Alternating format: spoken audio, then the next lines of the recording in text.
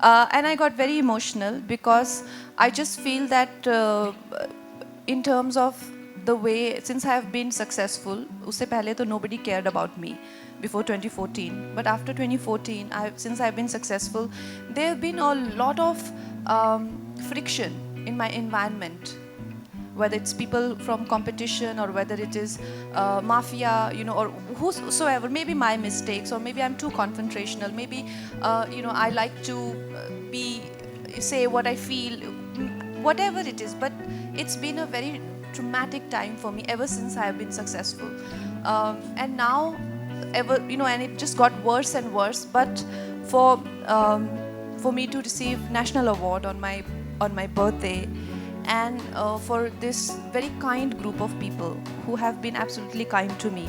Like I mentioned this morning, that in South industry, there may be nepotism, but there's no groupism, no bullying, targeting, harassment of outsiders.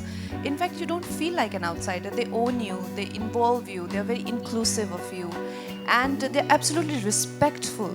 The way they respect you as a woman, and the way they even interact with you, it is just so overwhelmingly nice. Especially because, like I said, whether it is the friction with media, I'm getting banned by the media, or I'm getting banned by the film industry, or getting banned by the heroes.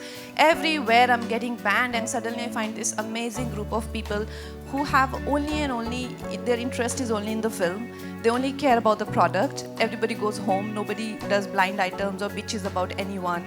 And you don't wake up in the morning and you be like, oh my God, who has done this nasty piece of PR? Nobody's spreading nasty stories about you. Nobody ganging up with you on with media.